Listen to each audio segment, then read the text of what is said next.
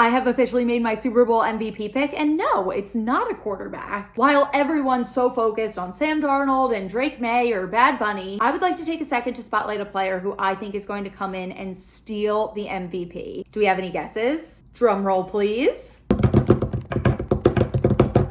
That didn't work how I wanted it to. I'm talking about Jaxon Smith-Njigba for Super Bowl MVP after we witnessed the Seahawks coming out party on the NFL's biggest stage. Oh no, you're not on board? Well, let's dive in. It is a secret to exactly no one that the Sam Darnold and JSN connection is one that no one can ignore and helped him to having the best season of his career thus far. And statistically, the best in the entire league. He wrapped up the 2025 season with just under 1,800 yards, 1,793 to be exact. Most in the NFL this year. And don't forget about those 10 touchdowns. And hello, he was the only player this year to lead in both outside yards and slot yards. And it's so crazy to think that he's only in his third NFL season. In 2023, he was drafted in the first round out of Ohio State. So to watch him already becoming a game changer and now at the highest level is so cool to see. But here is where the Jaxon Smith-Njigba for Super Bowl MVP case really starts. Because this season wasn't just good, it was a massive leap. And if you look at his career progression, it's honestly pretty wild. Going back to Ohio State for a second, sidelined for most of the 2022 season, along with college football playoffs. In his first NFL season back in 2023, he finished with 63 catches for 628 yards. Solid and promising, but he was still clearly finding his footing in this offense. Then in 2024, we see a jump. 100 receptions for 1,130 yards, and this is where he truly became an every down receiver.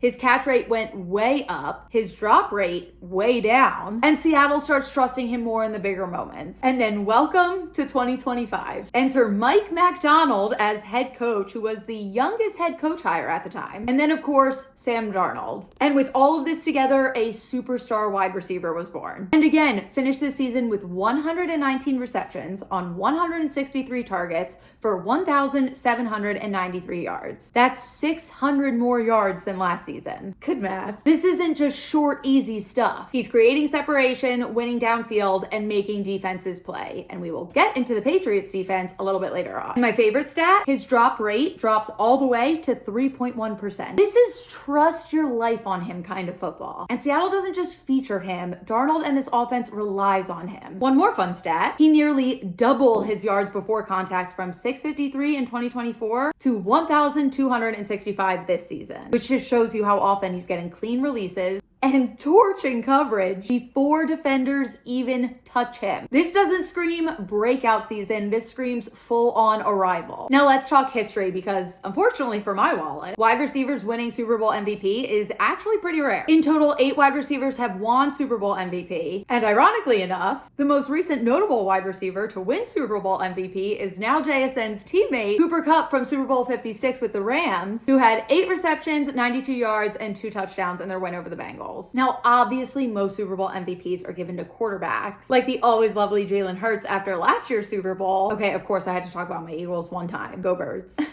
But when a wide receiver comes in and ties the game together, that's massive, because voters love big impact performances on the biggest stage. Honestly, think about how MVP voters are conditioned. Highlight reel catches, huge yardage totals, and game-winning plays are the exact kind of things that get the trophy handed to someone. And who else would be executing on that better than JSN right now? The answer is no one. Another big headline heading into this year's Super Bowl is that the Seahawks are going to be without running back Zach Charbonnet due to injury, which is obviously a massive loss for the Seahawks offense. And I know that this is basically a JSN hype reel, but I don't want that to totally take away from the other talent that we've seen on this team, because there is a ton. But with Charbonnet out, that means more passing volume, more snaps, and more targets for JSN, which is only going to intensify his already impressive involvement. The Seahawks need to score through the air now more than ever, which puts JSN front and center, which is crazy considering he already accounted for 35.7% of the Seahawks targets and 49.2% of their air yards during the regular season. Now, we can go on and on and on about how amazing this season was, but this video is about him winning Super Bowl MVP, so really the only thing that matters is what he does Sunday night. So what realistically is going to get him the MVP? Here's the equation. Big yardage total on Sunday night, think 100 plus yards. Clutch catches in key moments, critical third down conversions or a go-ahead score, and highlight plays on the national stage. Game-breaking stuff that stands stands out to both the voters and the fans. If JSN posts a monster stat line with a couple of big explosive plays that swing momentum, no voters are going to be able to ignore him, even over Sam Darnold. And remember, this man is coming off performances like 153 yards in the NFC Championship game, proving that he can step up and do it when it matters most. But let's take a second to play devil's advocate, because this Patriots defense is no pushover. After this regular season, they finished 4th in the league for points allowed, holding teams to under 19 points a game on average. They've also been shutting down offenses in the playoffs.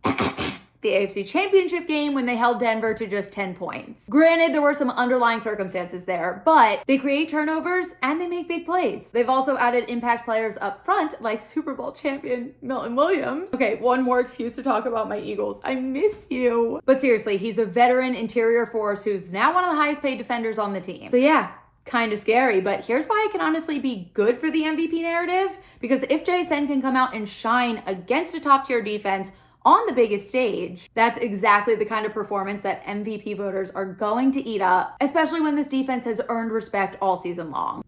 So, have I convinced you yet? If you know me, then you know that there's nothing I love more than rooting for an underdog. And when you add in all the factors like JSN's historic season, the extra air volume from Charbonnet being out, and the spotlight of the Super Bowl, literally for 1 second, throw all the stats, all the logic out the window. Would this not be the most perfect storybook ending to the season that JSN has had? So yes, wide receivers can win Super Bowl MVP. History literally proves all it takes is a standout performance. And this is the kind of moment that Jackson Smith-Njigba was made for. Thank you guys so much for watching. Make sure to subscribe so we can cheer when I'm right, or you can laugh at me if I'm wrong. And let me know down in the comments, what's your favorite bet from Super Bowl 60 and who are you taking to win Super Bowl MVP? I guess I should say go Seahawks, right? Bye.